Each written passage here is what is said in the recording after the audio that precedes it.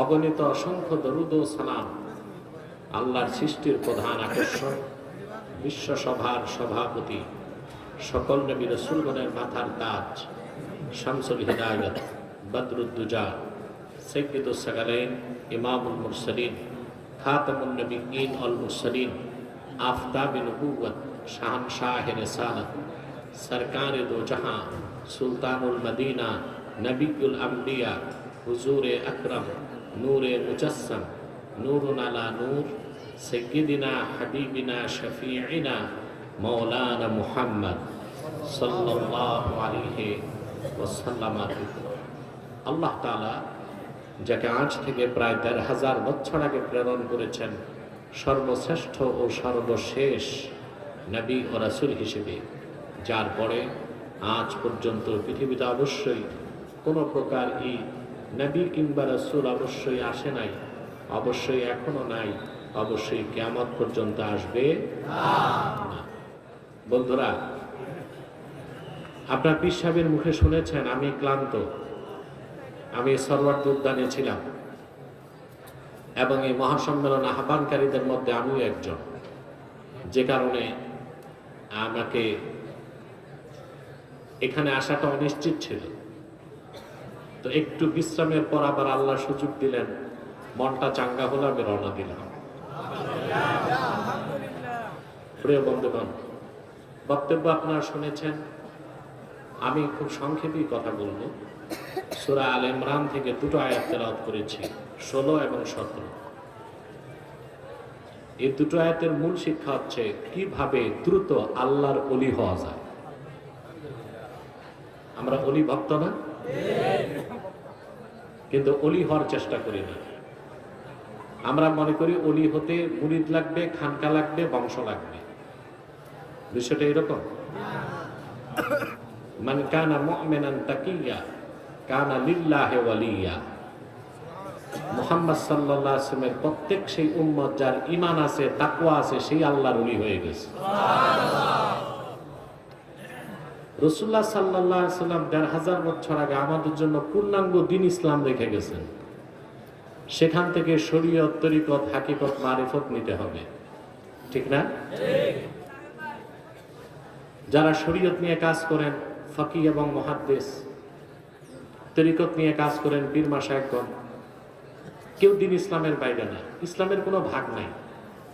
আমরা অতি আবেগে অনেক সময় বলি এটা সুফিবাদী ইসলাম, এটা হোসাইনি ইসলাম, এটা এজিদি ইসলাম। নাউজুবিল্লাহ, সব কথা ইসলাম বিরোধী। এজিদের সাথে ইসলামের সম্পর্কই ছিল না, কারণ এজিদ ছিল কাফের। আবার এজিদ একটা ইসলাম হয় কেমন করে? ইসলাম একটাই। রাসূলুল্লাহ সাল্লাল্লাহু আলাইহি ওয়াসাল্লাম যে ইসলাম এনেছেন ওটাই কি?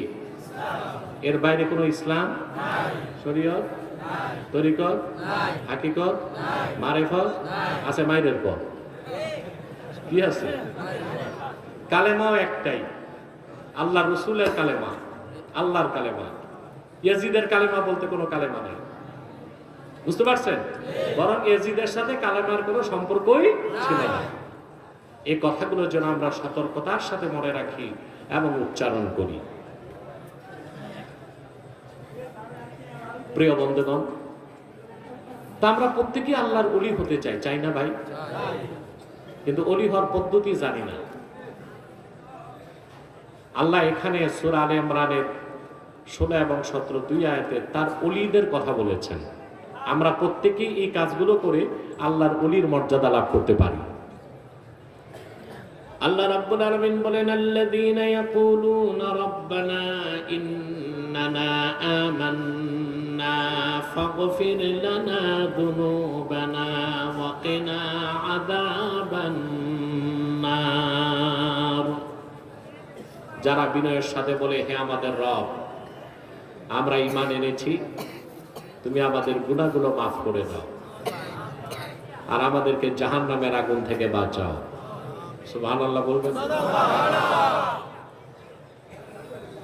এই লোকগুলোর ঈমান, আকীদা, চরিত্র, বৈশিষ্ট্য কি? الصابرين والصادقين والقانتين والمنفقين والمستغفرين بالأسحار যারা ধৈর্যশীল, কথা বন্ধ করো পিছনে, যারা ধৈর্যশীল, যারা সত্যবাদী, সুবহানাল্লাহ, সত্যবাদী হওয়া ছাড়া আল্লাহর ওলি হওয়া, ওয়াল কানিতিন, ইমাম কুরতুবী ব্যাখ্যা করেন আল মুদাওয়িমিনা ফি তাআতিল্লাহ, বিনয়ী, যারা সব সময় আল্লাহর ইবাদতে থাকে, ওয়াল মুনফিকিন, আল্লাহর খুশির জন্য যারা খরচ করে, ওয়াল মুস্তাগফিরিনা বিল আসহার, শেষ রাতে আল্লাহর কাছে রোনাজারি করে ক্ষমা চায়, সুবহানাল্লাহ। এই লোকগুলো আল্লাহর প্রিয় বান্দা, সুবহানাল্লাহ। এই লোকগুলোকে আল্লাহ তাআলা কি সম্মান দিবেন, মর্যাদা দিবেন, তা আবার আগের আয়াতে বলতেছেন, কুল আউনাব্বিউকুম বিখাইরিম মিন যালিকুম লিল্লাযীনা তাকাউ ইনদা রাব্বিহিম জান্নাতুন তাজরি মিন তাহতিহাল আনহারু খালিদিনা ফিহা ওয়া আজওয়াজুম মুতাহহারাতুন ওয়া রিদওয়ানুম মিনাল্লাহ ওয়াল্লাহু বাসীরুম বিল ইবাদ। আল্লাহ পাক বলেন, প্রিয় হাবিব মুহাম্মদ সাল্লাল্লাহু আলাইহি ওয়াসাল্লাম, আপনি মানব জাতিকে বলুন, এই পৃথিবীতে যত সম্পদ আছে, কি আছে? 7টা সম্পদ। কয়টা? 7টা। পৃথিবীতে মানুষ যত চাকরি করে, ব্যবসা করে, রাজনীতি করে, সংসার করে, ব্যবসা করে, লেনদেন করে, সবকিছু 7টা জিনিসকে কেন্দ্র করে। কয়টা জিনিস? এটা আবার আল্লাহ আরো আগে বলেন, যুইনা লিন-নাসি হুব্বুশ শাহাওয়াতি মিনান নিসাই ওয়াল বানিনা ওয়াল কানাতিরিল মুকান্তারাতি মিনায-যাহাবি ওয়াল ফিদ্দাতি ওয়াল খাইলিল মুসাওওয়ামাতি ওয়াল আন'আমি ওয়াল হারথ যালিকা মাতাউল হায়াতিদ দুনিয়া ওয়াল্লাহু ইনদাহু হুসনুল মাআব। যুইনা লিন-নাসি হুব্বুশ শাহাওয়াতি মিনান নিসা, নারীদের প্রতি ভালোবাসা, সন্তানদের প্রতি ভালোবাসা, ওয়াল কানাতিরিল মুকান্তারাতি মিনায-যাহাবি ওয়াল ফিদ্দা, আরবিতে 1 লক্ষ স্বর্ণ মুদ্রাকে বলা হয় কেন্তার, এর বহুবচন কানাতির, অর্থাৎ লক্ষ লক্ষ সোনা রূপার স্তূপ। কথা বুঝতেছেন? নির্বাচিত ঘোড়া, গবাদি পশু আর কৃষি, এই 7টা জিনিসকে এই পৃথিবীতে মানুষের জন্য সুশোভিত করা হয়েছে, চিত্তাকর্ষক করা হয়েছে। এগুলোর মায়া মমতাতেই মানুষ বিয়ে করে, সন্তান উৎপাদন করে, ব্যবসা করে, চাকরি করে, রাজনীতি করে, লেনদেন করে, এই 7টা জিনিসকে কেন্দ্র করে।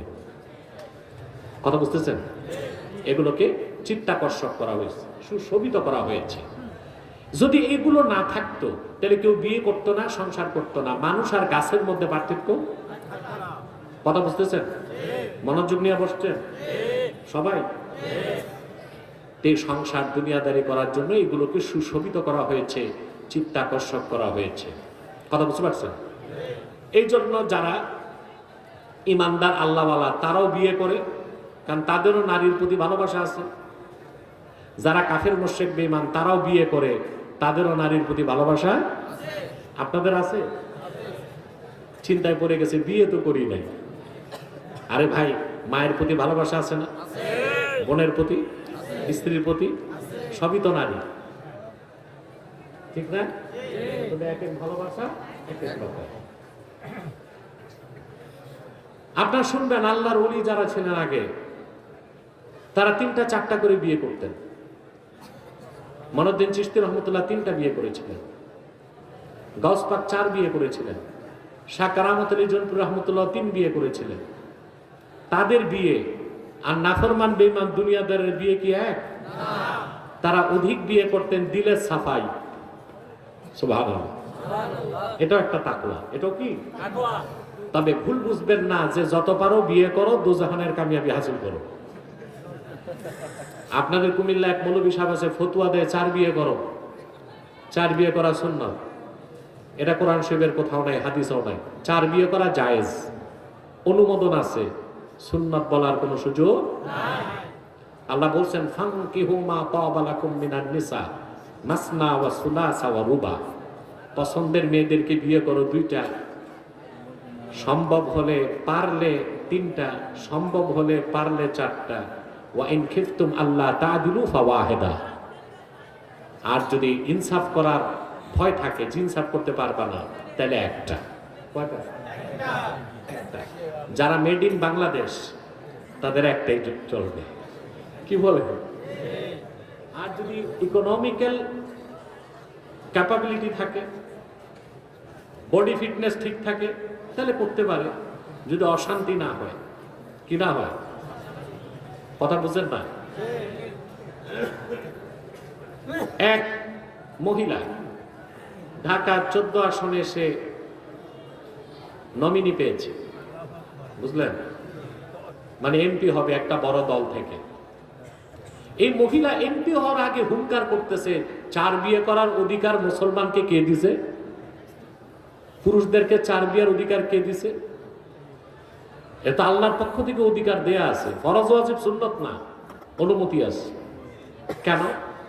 ছোট্ট একটা উদাহরণ দিচ্ছি।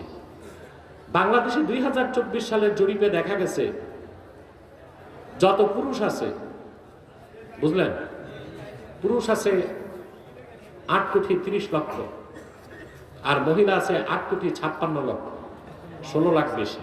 কত লাখ বেশি?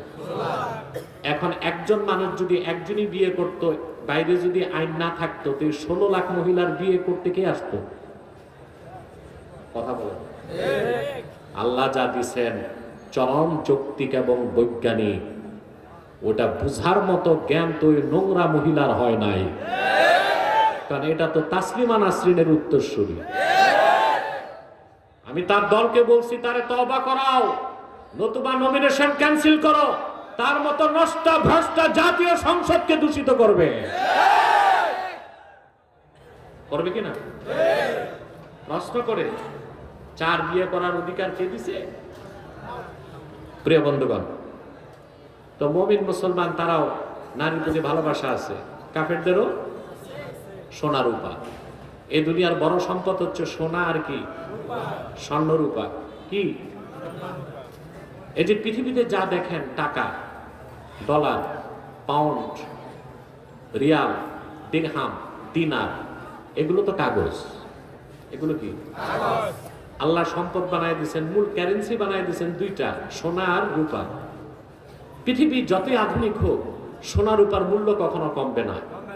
আপনারা দেখছেন না স্বর্ণের দাম বাড়ছে? ভরি প্রতি কত হয়েছে? কেন?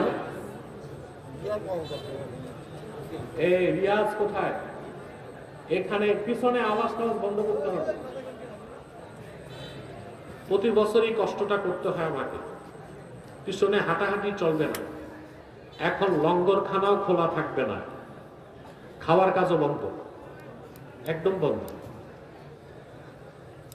ডান পাশে যারা কথা বলতেছেন, আপনাদের কি সভ্যতা ভদ্রতা বলে কিছু নাই?